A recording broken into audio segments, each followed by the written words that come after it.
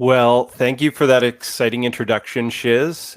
Really interesting to hear the origin story of BioRender and see all the progress we've made. Also love to see all the new features. Really exciting. We were all sort of geeking out backstage and getting excited about some of the stuff. The connector lines in particular, I think, were really resonating with some of our esteemed speakers. Well, good morning, good afternoon, or good evening, depending on where in the world you're joining us from. And welcome again to Visualize 2021, BioRender's inaugural event dedicated to visual science communication. I'm delighted to be one of your hosts who has the privilege of introducing our many esteemed speakers over the next 2 days. As Shiz mentioned, my name is Jeff Roy, and I'm a member of the executive team here at BioRender. I work specifically with our business development teams, so I may have the pleasure of meeting some of you virtually or perhaps even in person at some point in the future. I have a confession to make. I'm a technologist and a communications specialist, but a relative layperson when it comes to the science. So please bear with me and go gentle on me, especially relative to the amazing audience and speakers we have with us today. I will introduce our first speaker. We're honored to welcome Dr. Don Kirkpatrick as our first guest speaker, who actually was a very early BioRender champion and had even invited Shiz and Ryan, two of our three co-founders, out to the Bay Area for workshops at Genentech, where he was working there. He really did believe in BioRender from the earliest days, gave us a ton of feedback on how to improve BioRender years ago. And so we certainly thank him for that. By way of background, Dr. Kirkpatrick has studied proteins, specifically ubiquitin, for over 20 years. His academic career through biochemistry and pharmacology led him to a postdoctoral fellow at Harvard Medical School. Afterward, he brought his experience to Genentech to develop MS Proteomics technologies for drug discovery. Currently, he is the VP and CTO of Interline Therapeutics. And today, we are excited to hear Dr. Kirkpatrick speak about protein communities and his thoughts on how to communicate the importance of this research to people of all scientific backgrounds. So please join me in giving Dr. Don Kirkpatrick a warm welcome. All right. Well, thank you for the wonderful introduction. It's really a pleasure to be here to tell you the origin story of Interline Therapeutics and really the story of protein communities. I'm also really excited to be here with the BioRender group. It's been such a pleasure watching them grow from the work of Ryan, Shiz, and all the BioRender team to really build tools that can help those of us that do science to communicate our stories. So the story I want to tell you today starts with the average human cell, and this is a scanning electron micrograph of a human macrophage. The average human cell contains 10 billion protein molecules, and that's nearly equivalent to the total number of human beings on Earth. Now, it's interesting to think about it that the concentration of proteins within a given cell is really high, close to 100 mg per mil. And if you wanted an analogy, that would be the equivalent of zooming down to Earth and looking at a packed stadium of people where all of the individuals were bumping into each other, where there were families and groups of people that worked together, so on and so forth. But of course, as we know, just as with human communities, that there are forces at play in the environment, forces at play such as infection that can dramatically alter the way that communities behave, their actions, their functions, and the places where they aggregate, where they accumulate. And that's really the case with proteins as well. So as I said, the average human cell contains 10 billion proteins at a very high concentration, almost like pancake syrup. And most proteins function in complex protein communities. They have a whole wide range of different relationships that I'm going to tell you about in the next little bit. And yet, in spite of this, drug discovery historically has focused on individual proteins in isolation and experiments been performed at protein concentrations on the order of 1 mg per mil as compared to nearly 100, and utilized, by and large, simplistic single endpoint readouts to understand the functions of otherwise very complex processes. And so one of the premises here at Interline is that we can improve the success of drug discovery by understanding protein communities. And that's what I'd like to tell you more about today. So by way of origin story for myself and how I got to thinking about this intersection of protein communities and drug discovery, I started with getting a bachelor's degree in biochemistry at the University of Oklahoma. And really, what I would say is that, as with so many of us, our scientific careers are shaped by the mentors that we engaged early on in our career. And the first of those for me was Dr. Pete Smith, who I met at the Society of Toxicology, who got me my very first internship, to really encourage me to explore science and drug discovery, that there were important and interesting discoveries to be made there. He had gone to the University of Oklahoma and encouraged me to join the Farm Tox department there, where I met really the second scientific mentor that played a key role in my development, Professor Jay Gandolfi. And Jay gave me the freedom to really start to explore and understand proteins. I became aware of this protein that I have spent the last 20 years thinking about. I'd argue that it's the most important protein in all human cells. It's the protein ubiquitin. We started early on trying to use a new technology to study proteins, and this was the mass spectrometer. And it was this work that led me to a postdoctoral fellowship in Steve Gigi's lab at Harvard Medical School. And the reason that I did that had a lot to do with this paper here, published by a now longtime friend and colleague, Junmin Peng, who was at the time a postdoc in Steve's lab. And they identified 1,072 proteins that were modified by ubiquitin. That's in contrast to my own PhD thesis work, which had 23. And so when you see something like that technologically, an advance that so outstrips anything that you can imagine how important it was to really, for me, to go and understand the new technologies that were coming into play and how they could be used to explore the biology that we were interested in. I went on to do that in Steve's lab, focusing on ubiquitin and the protein communities that it controlled at the time, really not appreciating at the time that they were communities in and of themselves. The ubiquitination of proteins involved in the cell cycle, like cyclin B, or important drug targets, such as the epidermal growth factor receptor, or EGFR. That led me on to Genentech, where I spent many years, again, trying to elucidate protein communities that were relevant to human disease and drug discovery, working with a wonderful team in the Discovery Proteomics group there for all of that time. Again, building technologies to understand human cells, the processes that go wrong in disease, and the ways that we can intervene with medicine to help patients. One of the first projects that we did during my time there was to work on a protein known as LRRK2, a kinase that's associated with Parkinson's disease. And there, that protein really, in addition to teaching us some interesting things about the ways that disease-associated variants alter cellular function, also brought me into contact with somebody that I'll introduce you to here in a moment, that's Zach Sweeney, who plays the CEO role here at Interline Therapeutics. We worked during more recent times on using mass spectrometry to study mutant proteins, specifically mutant oncoproteins that drive cancer, and we're able to demonstrate with the mass spectrometer that those mutant proteins could be selectively degraded by drugs, and in doing so, have a profound impact in the viability of cancer cells. Ubiquitin is a really important protein that controls a vast number of different processes within cells, and one of the places where it plays a key role is in mitochondria, the powerhouse of the cell, which has about 1,000 proteins inside of it, and yet all but 13 of those proteins must be imported across the mitochondrial membrane. And ubiquitin, again, plays a key role there. Mass spectrometry helped us to understand many of the key proteins involved in that process. There's a ubiquitin-like process or pathway known as autophagy that plays out in many different cells. And one of the things that it does is help cells to manage when they get infected with pathogens. And we wanted to understand how the autophagy pathway and innate immune signaling were playing out there. I call out this paper for a couple of reasons. This is really the first one where I made a BioRender figure, and we ultimately published it. And also a place where the technology demonstrated the vastness of the proteome space and our ability to understand what these proteins were doing in rich detail. And I'm going to talk more about that in a couple of minutes. And lastly, some technology work that was done to really start to explore dynamic protein communities. Again, a story that I'm going to come back to in a few minutes.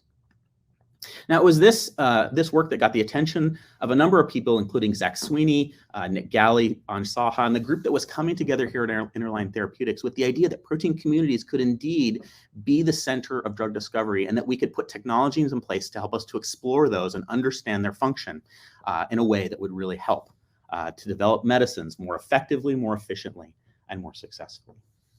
So let's talk a little bit more about protein communities. What are these, and what do they mean, and how does proteomics help us in this context? So let's start with the proteome. The proteome is the full composition of all proteins that exist within cells and tissues.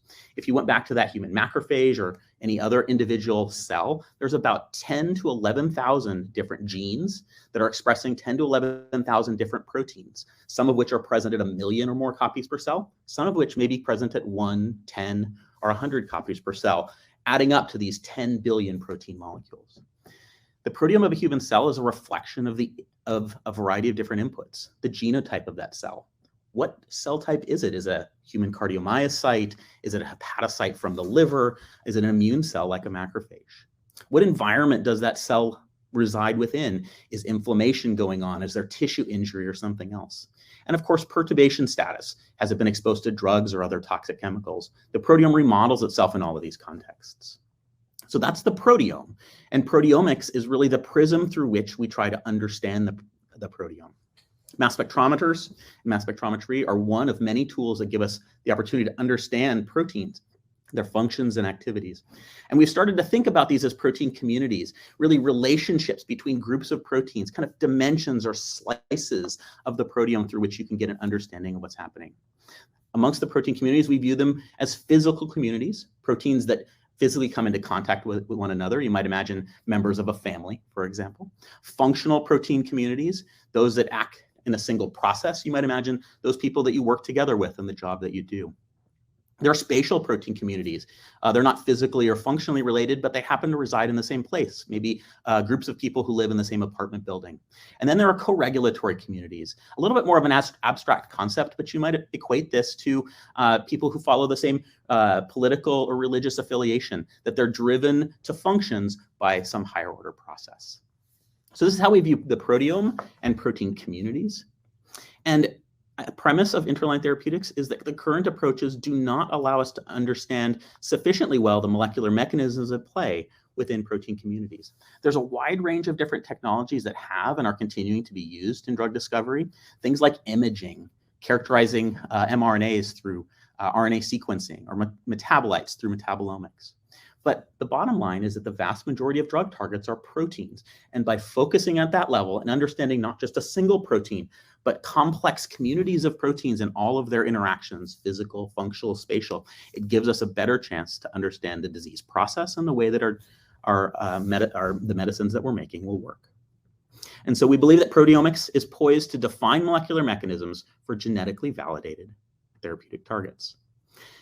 This is a slide that Zach put together as a part of really getting Interline off the ground, looking back at successful drug discovery programs that either have moved forward or that are in the process of moving through the clinic right now. And retrospectively, one can appreciate all of the instances in which protein complexes or larger protein communities play an important role in the success or failure of a molecule. And you can see targets where there are genetically associated variants, the complexes that they participate in, as well as the modulators of those individual proteins in the disease areas. The idea is that if we put proteomics at the center of drug discovery, we can expand from the light blue box to the dark blue box and bring more therapeutic targets into play where we can take action.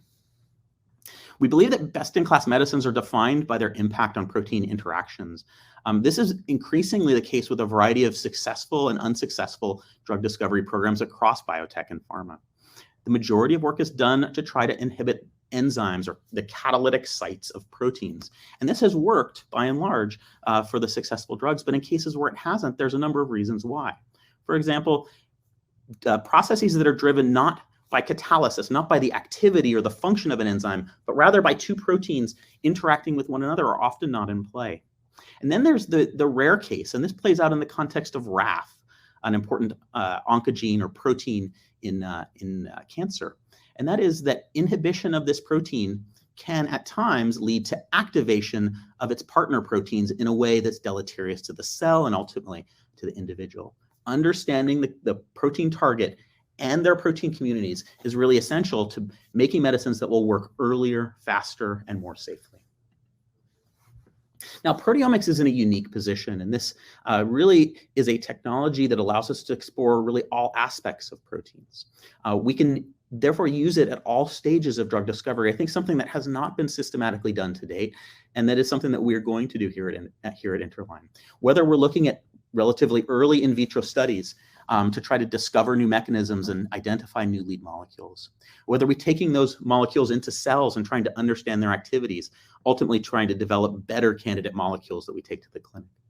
And then in later stages with in vivo and tissue studies, as we ultimately try to establish clinical biomarkers that will tell us when the medicine is working and confirm that it's safe. Proteomics is poised to improve the success of all of these three phases of drug discovery.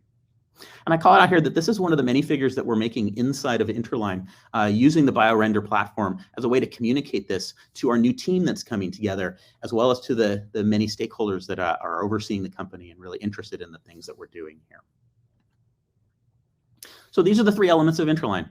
We want to identify genetic variants that are associated with disease and that have a connection with protein communities. We want to determine how disease-associated variants change protein communities, and then we want to discover drugs that can correct those communities, because there is a vast amount, 2 million fully sequenced human genomes that are out there, and ultimately we want to translate that information into effective disease treatments for patients. The paradigm that we've established is genes, maps, modulators, that we're going to identify genetic variants, we're going to map their protein communities, and we're going to make modulators of those communities with the idea that in some cases, those molecules that we make, those modulators, will be effective therapeutic medicines. Now, again, thinking about this paradigm in words is one thing, but putting it to pictures allows us to really explore it in a whole new level of detail. You know, the idea of a gene that expresses a single protein, but in fact, a protein participates as a part of a larger complex, maybe with 3, 4, 5, 10 other proteins, all of which are coming from their respective genes, and maybe only one of which is mutated or a variant. And in other cases, maybe multiple members of that complex display genetic variants in the same disease. It often happens.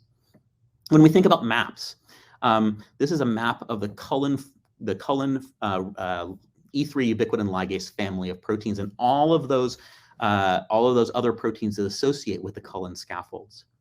But you can imagine, again, that this is a complex community that not everybody exists in every cell. And when and how they change their function and activity and location really matters. And then, of course, the idea of modulators, that we're going to put a molecule into a distinct place on a distinct protein and expect that it has a distinct activity, all of which we intend to read out biochemically and structurally with the technologies that are in place. So this is what we're doing. We've established a growing scientific and leadership team here at Interline, really a world-class group that combines leadership experience with diverse biological, analytical, and computational expertise. We're continuing to grow. We actually hit 27 people this week, so we're very excited to really have a team in place that can really advance the science and ultimately the development of new medicines for common diseases together here in South San Francisco. And as that team's coming together, we're spending a good amount of time designing the right experiments and communicating how these experiments can impact drug discovery. And that is really the place where BioRender has been playing out again and again for us. So this is one of the figures that describes a common experiment that we're going to do here at Interline, one of the many, where we're going to have human cell lines and we're going to treat them with stimuli, in this case, an immune stimulus, across a time series that runs from minutes out to hours. But the complexity of these experiments is really immense, because we're then going to take all of the proteins from all those samples and mix them together into a single sample. But the samples will all be all the proteins from all the samples will then be barcoded, analyzed in the mass spectrometer, and at the end, we'll use our bioinformatics and computational software to pull that data back apart to get quantitative barcodes for tens of thousands of features within the proteome. In fact, we can readily identify 8,000 proteins and more than 25,000 post-translational modifications or features within the proteome in rich time course and dose response experiments even today. And the expectation is that when applied systematically to understand the model systems used in drug discovery is going to have an impact on our ability to succeed and develop the right molecules. So again, I go back to the work that I mentioned in an earlier slide, talking about the autophagy pathway and this gene, ATG16L1. My colleague Adi Murthy had been interested in it for quite some time, and its role in controlling infection by intracellular pathogens such as Shigella flexnerians. So we did a global proteome experiment, just like I said, and ended up getting back close to 40,000 distinct pieces of quantitative data about the proteome and the way that it changed between wild-type cells and cells that lacked ATG16L1 or lacked the autophagy pathway. and also between cells that were uninfected or infected for 1 or 3 hours with this important pathogen. Through that process, we were able to identify and publish thousands of different protein profiles through these quantitative data. And again, as you start looking at data like this, visualization is absolutely critical, that one cannot consume all the information in a single pass. And the ability to drive around and swim in the data is critical. And here I want to call out really some wonderful work that's been done by the folks at PerkinElmer with the Typico Spotfire tool. So these data are available in interactive Spotfire dashboards that are present on the PerkinElmer website on their Analytics Resource Center. And I point you to that at the link at the bottom of the talk so that you can see how these kinds of interactive visualizations complement really beautiful illustrations that one can make to describe the experiments that we're doing. So the insights into these sort of multi-scale disease maps really come to life through interactive exploration made possible by interactive visualization tools. And so I want to close the talk in the last couple of minutes by talking about the work that was done by this really talented graduate student and now medical resident, Kurt Reichertmire. So Kurt came to my lab at Genentech midway through his PhD at Caltech. He was in the lab of Ray Deshays and joined my group together with Ingrid Wirtz when Ray went on to take the leadership position at Amgen. And Kurt's project was to study proteins that were responsible for taking ubiquitin and putting them onto other proteins, attaching or conjugating these proteins together. Specifically, he was interested in the CRL4 or Col4 ubiquitin ligase family to understand all of the dynamic interactions of these proteins and how those ultimately play out in the context of cells and ultimately disease. So Col4 ring ligases are very complex molecular machines. They have a scaffold down here in red, the culin as well as the RBX1. And then up in orange, what they have are an adapter protein that's essentially like the bit that essentially holds the bit on the end of a drill. The bits are the decafs. They're exchangeable proteins that are responsible for recruiting in substrates so that this molecular machine can act upon them. And indeed, that's what it does to bring in a substrate, apply ubiquitin to it, and then at the right time, release it so that it can then act on the next protein. And the question is, how do these molecular machines remodel themselves in order to act on whatever protein substrates are present at any moment in time? Kurt used a variety of different tools to dissect all of the complex components of this system. In the first layer, effectively counting the numbers of molecules of each of the proteins up to 30 different proteins within human cells. And then pulling down the complexes, and again, counting the molecules that were present within the complexes that he was able to enrich, showing, for example, that the scaffold, the culin, was approximately as abundant as the RBX1, its sort of obligate partner, demonstrating that the adapter protein, DDB1, was present at just slightly lower abundance and nearly equivalent to the sum of all of the decafs that came down. And then he was able to dissect all of the different decaf proteins, of which there are approximately 30, and demonstrate that cereblon, the target of the IMiD molecules in multiple myeloma, as well as the thalidomide molecule, which had such terrible effects many decades ago, is the most abundant of the decaf proteins within the cell lines that he was studying. And that if you went down the list, that 100 times lower abundance were interesting and important proteins such as this decaf15. And yet, even for a protein that was 100 times less than the most abundant of the decafs, putting a drug into the cells that engages decaf15 and draws in its substrate, this protein RBM39, very specifically leads to the recruitment and the assembly of decaf15 onto an active Col4 ring ligase complex so that it can perform its job and ultimately degrade or destroy the RBM39 protein.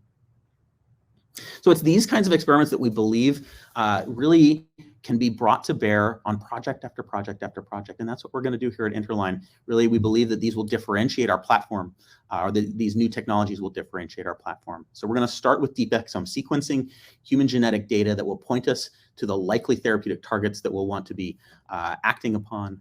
We're going to then have or take advantage of sequenced interactome prediction and active and machine learning to really go and predict protein interactions that will then be validated by experimental mass spectrometry proteomics as well as non-mass spec proteomics tools. We'll take those data and move them into extended molecular dynamic simulations. to understand the protein relationships, and then gigadocking and binding affinity prediction, so we can refine and optimize the molecules that will act upon those.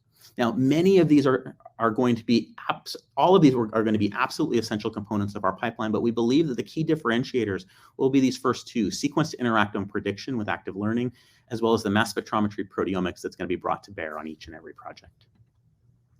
And that's what we're focusing on, bringing that technology platform into play for project after project, and doing so in the context of both inflammatory disease as well as oncology. That there's many genetic drivers of disease that have been identified, that protein communities are starting to be elucidated, and we're validating many of those here. And ultimately, there's a high unmet medical need and the opportunity for precision medicine that will play out as we start to explore protein communities and understand the ways that they work. And so there, I want to stop. I want to thank a number of different people, certainly our growing team here at Interline, particularly Zach Sweeney, for convincing me that this was the moment and the opportunity for me to take the leap and really jump in and try to build this company together with the group that's here. The wonderful team at Genentech that I worked with for 13 plus years to do science and explore drug discovery. And lastly, kind of as a special shout out, today's my mom's 70th birthday, and very rarely do parents get to see their children present scientifically. But today she jumped into the audience, even on her birthday, on vacation in Hawaii. And so I want to call out happy birthday, and I love you to my mom. Thank you, everybody. Well, please join me in giving Dr. Kirkpatrick a very warm round of applause. Thank you for sharing all of the important work that you're doing at Interline. Happy birthday to your mom. And I certainly appreciate the clarity with which you communicate your science and how accessible you make it. And I think it was also very inspiring to see all the meaningful ways in which you're using BioRender to communicate your science as well. So thank you for sharing.